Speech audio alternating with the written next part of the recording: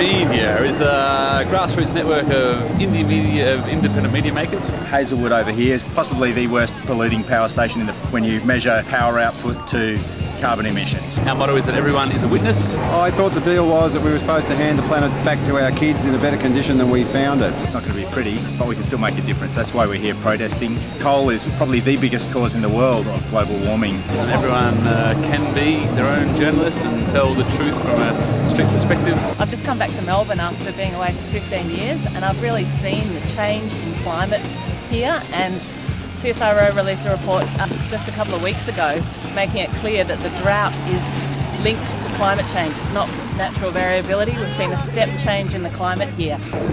Which you don't get from the mainstream media, of course. They'll present a very biased view of what's going on today. We think the government needs to actually have a planned transition away from coal, and as fast as possible.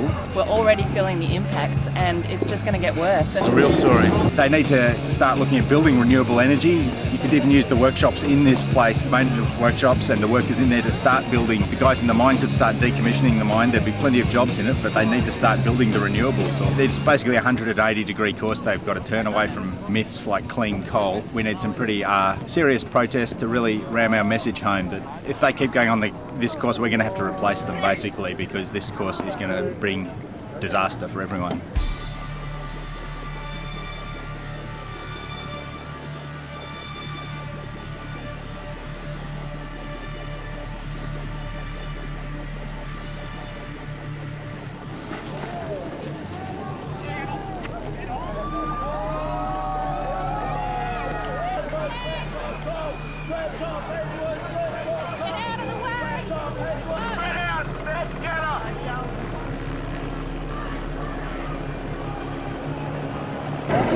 So what do you reckon? How do you reckon it went today? Not bad, not bad. I think it's really good to see that at least 15-20 people were willing to get their asses over the line. Actually do something. Yep. Actually get inside and make that statement, because I think that's the really important thing at this stage, is that we get past that standing outside and that state-sanctioned kind of action.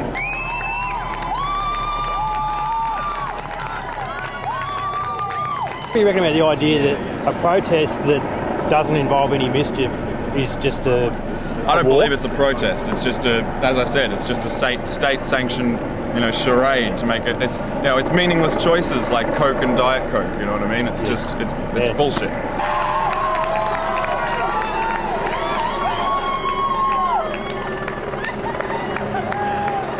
So yeah, I'm happy, and I think it's really good to see affinity groups coming together as well to do this rather than having a centralised thing. I think that's a real breakthrough. That's what really excites me, is that it's affinity groups on location, and that's what we need. That's a bloody good start.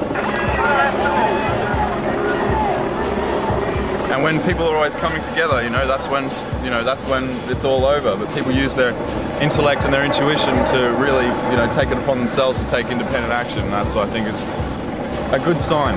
Yeah. A good sign. But hopefully next time more people over the fence, huh? Fucking oath. Yeah, I reckon. Go, cheers, man.